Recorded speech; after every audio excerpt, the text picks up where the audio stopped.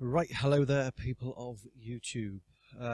So this is the start of a new series of videos all about synthesis and how to use synthesizers and what all the dials and knobs and everything else means and how to create your own sounds and so on. So if you want to get into the world of synthesis and get away from just using all the presets that you get with everything, and you want to make your own sounds, or you want to tweak the presets, or you want to know how they work and so on, then this is the course for you. So this is going to assume that you kind of know absolutely nothing about synths. I was like that a few years ago, and I would just basically, I'd use all the presets on the synth, and then when I got bored of those, I'd go and get a new synth. I'm not talking about hardware synths here, about software synths. And then I'd get bored of those presets and I'd get a new one. And I thought, no, this is ridiculous. You need to learn how to use it. And then I generally will stick with the same 2 or 3 synths, and I've got quite a few hardware synths, and there's a few I've got favourite software ones that I basically just learnt, so I know exactly how to use them. So what we're going to do in this video is just a general overview of a synthesizer and an introduction to the most common type of synthesis, which is subtractive synthesis. There are other types such as FM and wavetable and so on, which we'll look at later, but the most common type, and most of the ones you'll find on most kind of popular hardware and software synths, is subtractive synthesis. So what I'm going to try and do is look at both hardware and software synths as we go through this. So I'm doing this based on Ableton Live, but it doesn't matter if you haven't got Ableton Live. You can follow this through with whatever DAW you use and whatever synths you've got. As long as it's a subtractive synth, it will make sense. For Ableton Live, we're going to use the analog synth, this one here, which comes in, I'm not sure which versions it comes in. I'm pretty sure it comes in, oh, it definitely comes in Suite. I think it comes in Standard as well. It doesn't come in the other versions. So if you've got sort of an Ableton Live Lite or an intro version, we've got you covered, don't worry, because we're going to use this one, which is a free VST synth made by TAL, T-A-L, and it's called the Electro 7.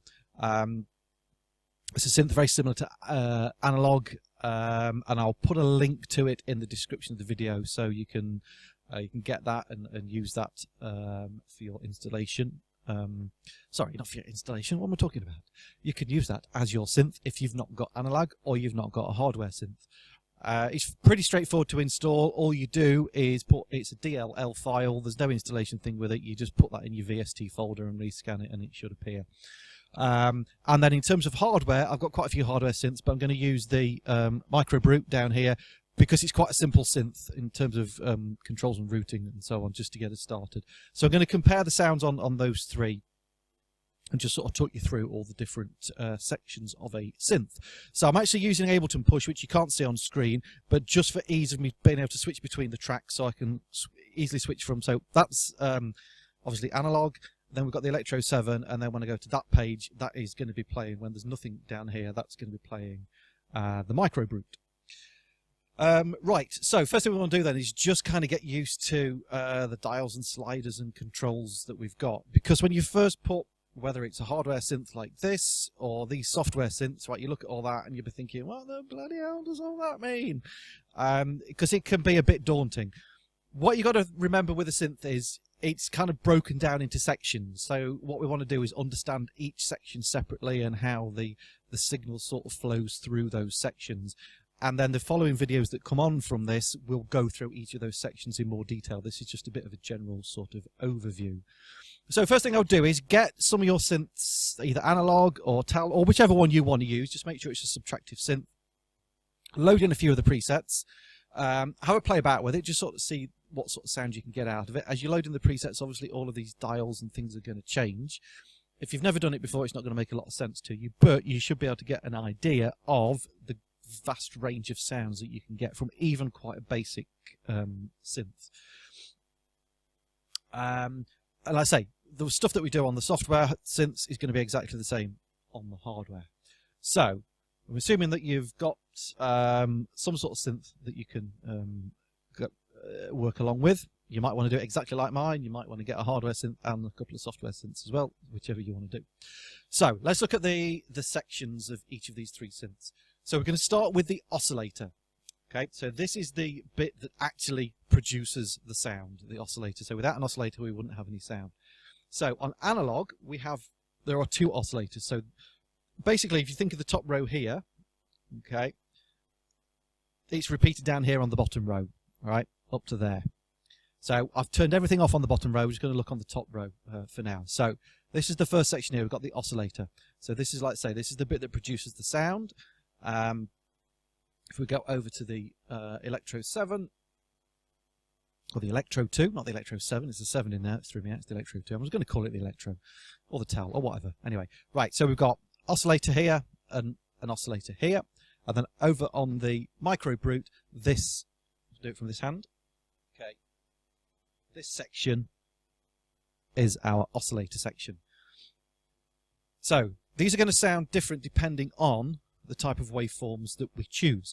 Now, just to kind of demonstrate that a basic sound on whatever synth you're using is all going to sound pretty much the same, right? So all I've got here is a basic, this is the waveform here, okay, we've got a basic sawtooth wave, right? The filter is basically not doing anything, okay, so it's completely open with no resonance. It's going to sound like that. If I switch over to the Electro, which has got exactly the same settings, okay, we've not got anything, you see, we're only using oscillator 1 here in this mixer. Filter completely open, resonance down, basically sounds the same, right? It's analog. There's the Electro. If we go over to the Micro Brute, just prove it, I'll play it on here as well. Okay, and that's the same on here, right? The filter here is completely open, resonance down. So Micro Brute, Electro, analog. They basically all sound exactly the same. There are slight differences depending on how those waveforms are produced and so on, but hopefully you can hear the basics of them. So to get different sounds out of that, we would use a different waveform. So for example, if we had a square wave, okay, it's going to sound like that. If we have a sine wave, this is like a noise kind of thing, and we can do the same thing if we go over to the Electro. So we can have triangle. That's also got sine. Pulse is also a different name for square wave. Sometimes a square wave is called a pulse wave, and then the saw. So you can see different synths are going to have different kinds of waveforms, because this has got a triangle wave, whereas the analog hasn't. This will make all more sense when we go into the oscillator section. The Micro Brute has 3 main oscillators. It's got a sawtooth, a square, and a triangle. That one doesn't have a sine wave on it. Okay, but if I just fiddle about with a couple of the oscillators on there, you'll be able to hear the differences. So this is sawtooth, as we've had before. If we turn that one down, we've got square, and we've got a triangle. Okay, so you can hear that they all produce different sort of tones.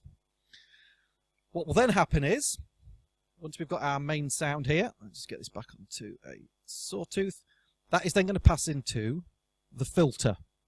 And we can have different types of filter that are going to affect the sound. The filter is the main thing that gives a synth its distinctive sound and its characteristics, and every different synth can have different sort of filters and so on.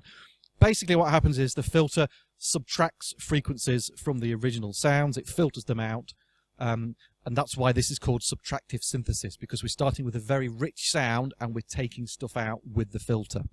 So if I, we're on the analog here, so if I start to take some sound out with a filter using this dial here. Okay, hopefully you can hear the sound is changing. If I do the same thing on the Electro. Okay, so okay, we change the sound quite a lot with the filter. I'll do the same thing on the Micro Brute. So our filter cutoff is here. Turn that down.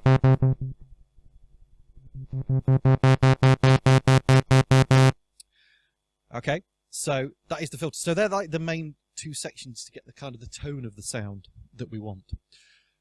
Generally what will happen then is the sound will pass through the filter into our amp section. So amp is short for amplitude, which basically means volume. So with our amp we can shape the volume of the sound over time using what's called an envelope. Again, this is going to be covered in a lot more detail in future videos, but this is the sound of it here. So basically this is just kind of like an on-off. So when I press the note here, the sound comes straight in, and then when I let go it turns off straight away. If we increase the what's called the release, which is this bit at the end, now when I take that on, turn the LFO off. take my finger off the key, so when it's like that, if I take my finger off the key, it stops straight away. If we give it a bit more release, and when I take my finger off the key, it doesn't stop straight away. So we can get longer notes like that. Again, we've got, so slightly different, let's go back to that. Yes, so on the amp here, this is our envelope, okay, and we can draw different shapes with the envelope on here. Excuse me.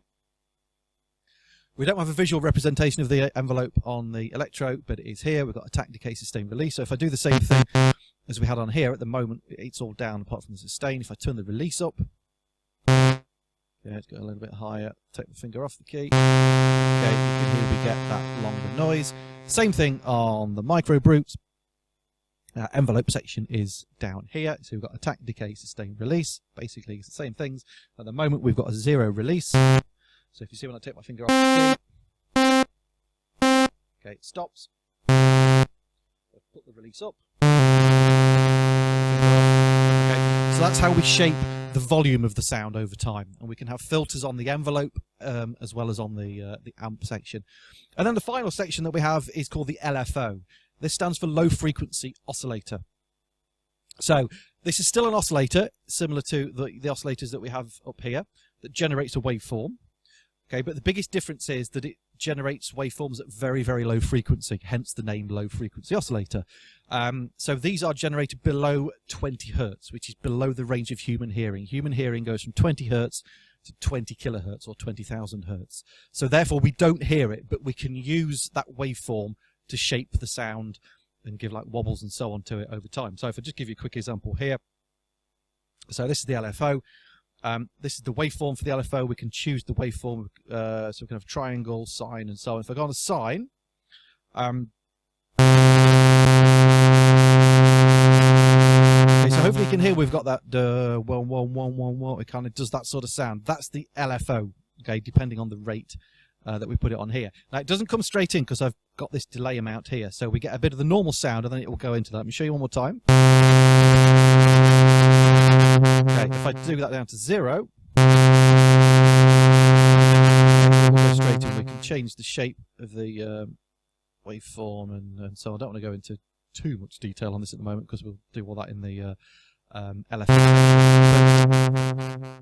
If we change just the waveform for that, let's have more of a... Okay, so that is now affecting it going dun dun dun dun. It's kind of dropping down the... at the moment, it's routed, if I remember rightly, to the filter, so it's kind of turning the filter on and off. Got the same thing on the electro. Here is our LFO here. So turn up the intensity. At the moment, it's going to the cutoff frequency. Turn it right so you can hear it. Okay, and this will depend how fast the same thing on the mini brute, micro brute, sorry. This is our LFO section just here. So remembering the routing is the sound starts with the oscillator, passes through the filter. It can then bypass the LFO. It can go straight to the amp, or it can kind of come back through and into there. So we've got 3 different waveforms on here. So there's the basic sound. If we turn up the amount. Okay. Now on the micro brute, the LFO is hardwired to the pitch of the oscillator. You can reroute it with the patch bay thing up here. So at the moment it's going to make the pitch go up and down. I'll just turn the rate up.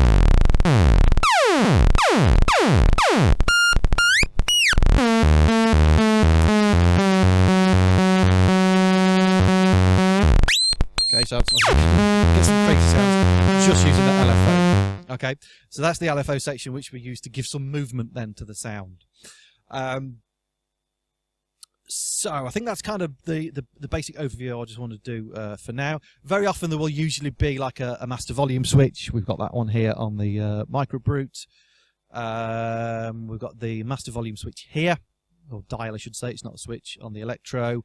And on the analog we've got volume for the amp and also a master volume just there as well.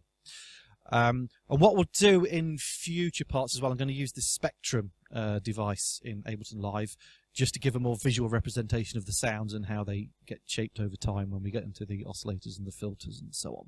So that's it for this one. Just sort of a general overview of how synths work. You will see synths with loads more dials and knobs and so on, but it's just basically more features based around those basic things that we've just gone through there. So hopefully that was of use. Coming up in part 2, we're going to look more closely at the oscillators and the different waveforms that we can get. So stay tuned for that. That will be on the channel as and when I get around to recording it. So usual things, please like, subscribe. If you've got any questions or comments, or indeed any suggestions for future videos, give me a shout on those, and I'll try and answer as many questions as I can, and also do any videos that people want. Please go and check out my music. Go and follow me on Spotify or iTunes or whatever your digital music service of choice is. And if you don't mind sitting and watching through the adverts when you watch my videos, it gives me a little bit of income from this, because I do all this for free. I'm just one of those people who likes to share my knowledge and teach people stuff. But if I get a bit of income from the channel, then that helps me keep it all going. Okay, thanks for watching. I will see you on the next one. Cheers.